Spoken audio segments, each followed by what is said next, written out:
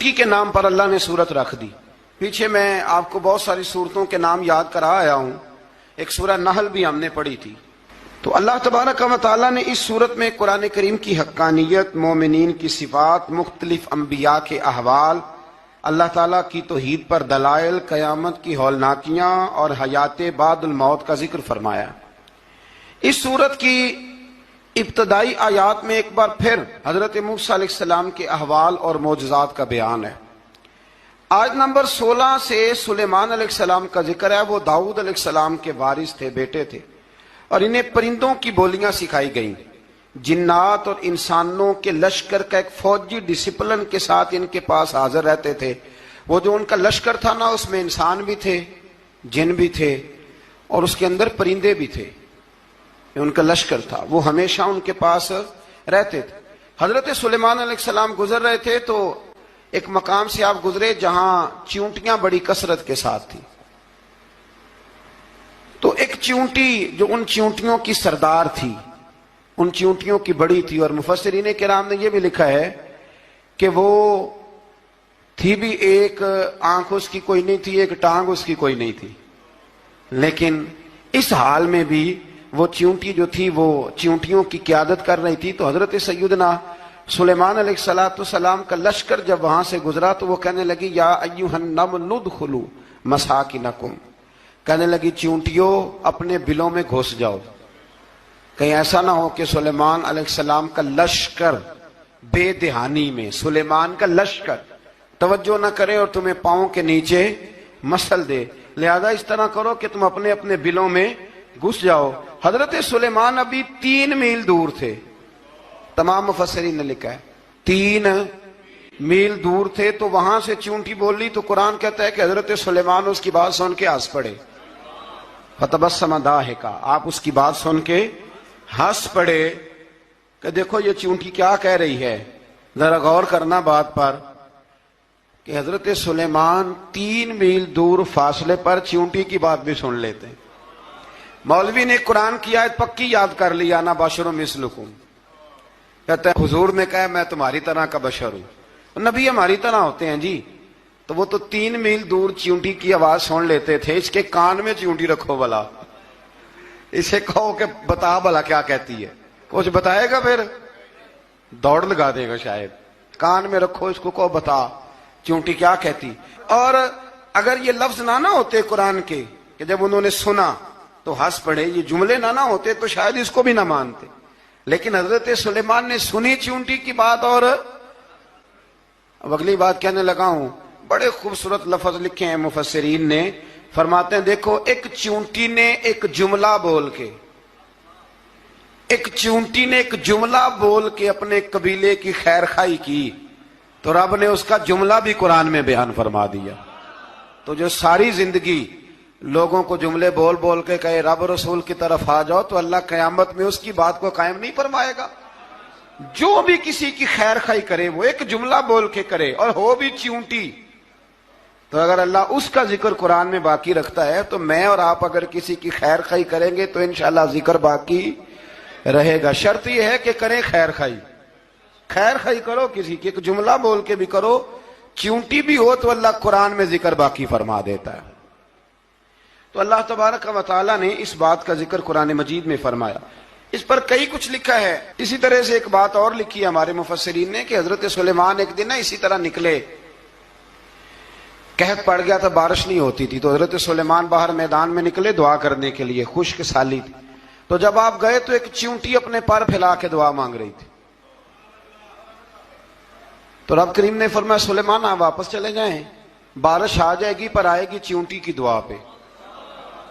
تو حضرت سلیمان نے عرض کی مولا میں بھی تو اتنا لشکر لے کے آیا ہوں نا، تو چلو ہمیں بھی دعا کر لینے دے، تو چیونٹی کی دعا پہ برسا دینا پر دعا کر لینے دے. فرمایا نہیں، آپ واپس جائیں، دعا نہ مانگیں. یا اللہ کیوں؟ فرمایا چیونٹی کا دل ٹوٹ جائے گا، وہ تو کہے گی کہ یہ سلیمان کے لشکر دعا پہ پھر بارش آئی ہے.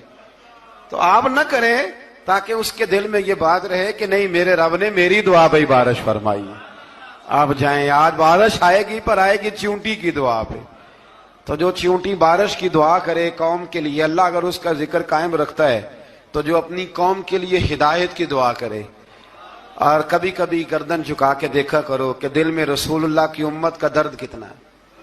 اگر کہیں حضور کی امت کا درد ہے تو پھر انشاءاللہ ذکر قیامت تک باقی رہے گا. پھر انشاءاللہ قیامت تک آنے والی نسلیں بھی آپ کا ذکر کریں گی اگر حضور کی امت کا درد سینے میں موجود ہے. اسی طرح سے پھر حضرت سلیمان کے لشکر میں نا ایک ہدہد نامی پرندہ بھی تھا. لشکر کا کارکن تھا پرندہ. ہدہد غائب تھا تو حضرت سلیمان کہنے لگا کدھر گیا وہ ہدہد؟ نظر نہ آ جایا سخت سزا دوں گا. یہاں تو کوئی اچھی خبر لائے گا. چونکہ وہ ہدہد پرندہ جاتا تھا تو خبریں لا کے دیتا تھا، ورنہ سزا دوں گا. اتنی دیر میں ہدہد بھی آ گیا. یہ پرندے جو کارکن ہوتے ہیں بڑے سیانے ہوتے ہیں. کبھی بندہ ناراض ہو تو صحیح خبریں لے آتے ہیں. تو صحیح خبر لے کے آ گیا. آتے ہی آ کے بیٹھا تو اس نے حضرت سلیمان علیہ السلام نے کہا کہاں تھے؟ عرض کرنے لگا حضور میں ملک سبا گیا تھا، وہاں ایک عورت حکمرانی کرتی ہے، اس کا نام بلقیس ہے. بہت بڑے تخت پہ بیٹھتی ہے. 80 گز اس کا تخت لمبا ہے، 40 گز چوڑا ہے، اور شاید 80 من کے 80 ٹن اس کا وزن ہے. تو حضور وہ سورج کو پوچھتے ہیں.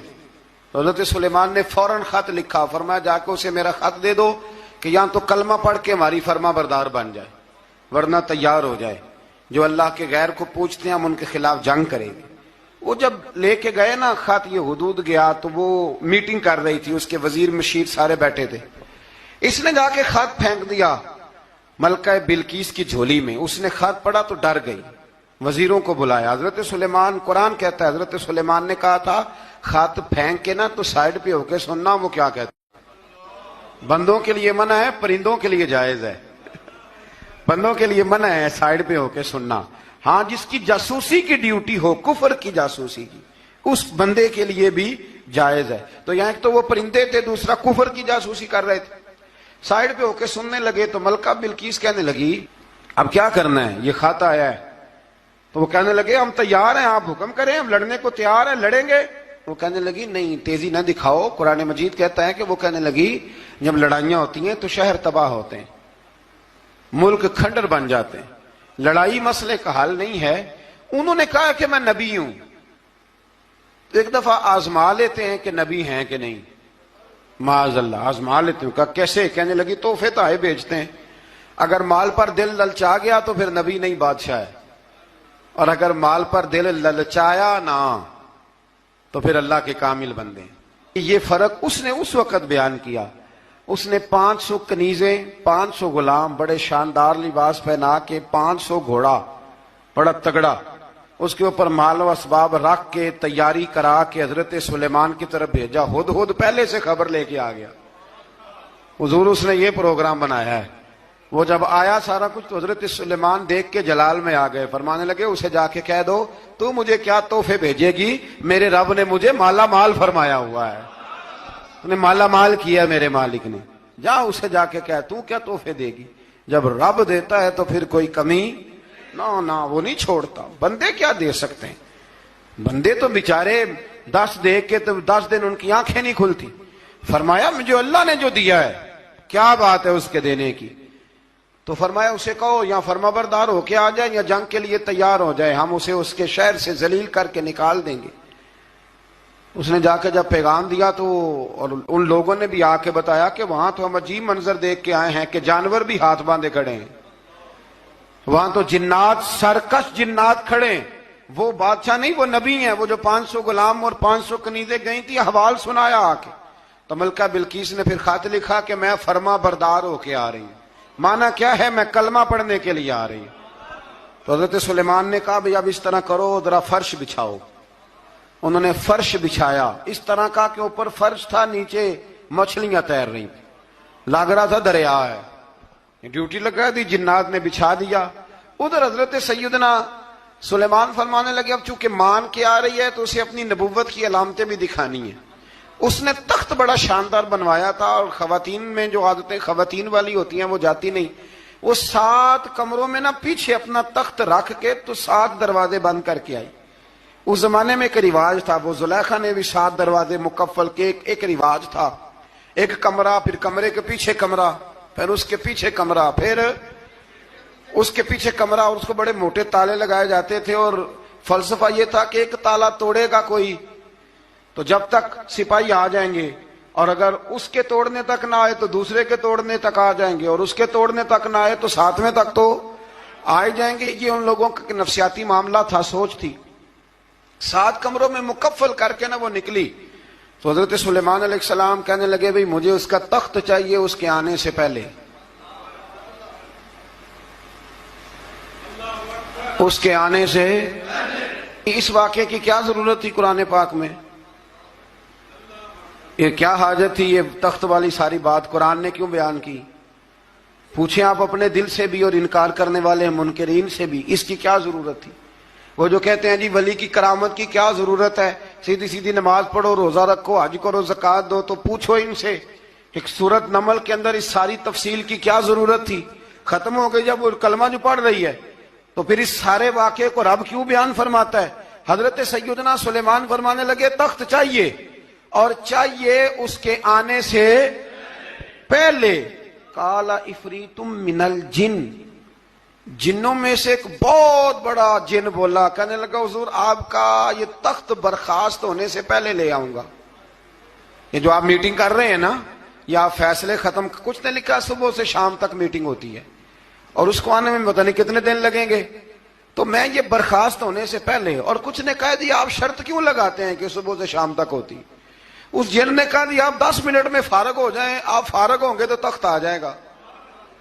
مفسرین نے لکھا ہے کہ جب قرآن کہتا ہے کہ اس نے کہا کہ آپ کے فارغ ہونے سے پہلے، تو اس کا مطلب ہے کہ جب آپ اٹھیں گے، یہ جگہ خالی کر دیں گے تو تخت یہاں کیویں ہزاروں میل کا فاصلہ ہے، آ جائے گا، پر ہوائی جہاز پہ کارگو کرا کے، جی DHL کے ذریعے کیسے آئے گا؟ وہ آئے گا تو بس آئے گا۔ تو حضرت سلیمان کی تو بادشاہت تھی نا زمانے پہ، فرمانے لگے نہیں نہیں تو لیٹ ہے، تو لیٹ ہے، تو ہمیں جانتا ہی نہیں، اٹ سٹ تے پکھڑا کوار گندل، اسی اور بھی بوٹیاں جاننے ہاں، یہ تو لیٹ ہے، ابھی ہماری طاقت اس سے زیادہ ہے۔ بڑی کمال بات لکھی ہے لکھنے والوں نے۔ ایک مفسر نے لکھا ہے کہ ابھی حضرت سلیمان نے غلاموں سے منگوایا ہے،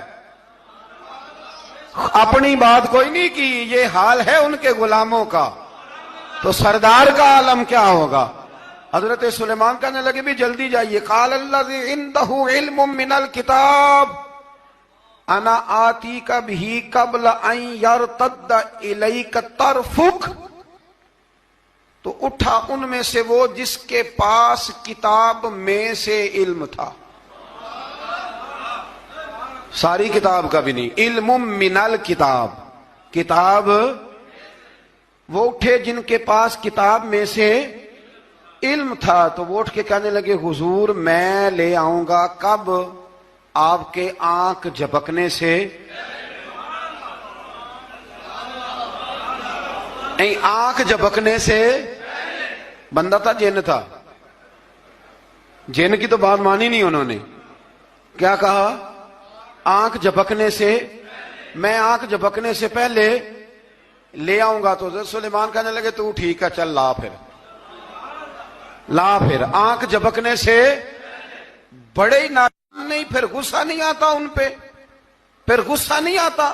میرے شیخ کامل، مرشد اکمل، شیخ بحر و بار، حضور غوث پاک جیلانی، حضرت غوث اعظم یوں کر کے شاگردوں کو، مریدوں کو سبق پڑھا رہے تھے، پڑھاتے پڑھاتے ہاتھ آگے کیا، اور جب ہاتھ واپس آیا تو بھیگ گیا تھا سارا۔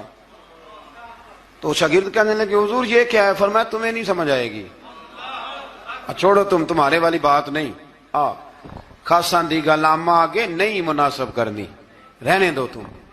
کچھ وقت گزرا تو کچھ لوگ آ گئے، ابھی کلاس ختم نہیں ہوئی تھی، کپڑے بھیگے ہوئے ہو، وہ شاگرد پہلے ہی منتظر تھے، کہا تمہیں کیا ہوا؟ کہنے لگے دریا میں جا رہے تھے، اچانک ہچکولیں آنے لگے، تو ہم نے کوئی کسی بے عمل کا بازو تو نہیں نہ تھاما، ہم غوث اعظم کے ماننے والے ہیں، تو دریا میں کہا یا شیخ عبد القادر جیلانی شیئا للہ، اللہ کے راستے میں مدد کرو، تو کہنے لگے بس ایک ہاتھ ہی آیا ہے، اور یوں کشتی کھینچ کے باہر نکال لیا تو اب وہ شاگرد سارے چپ کر گئے، کہنے لگے جواب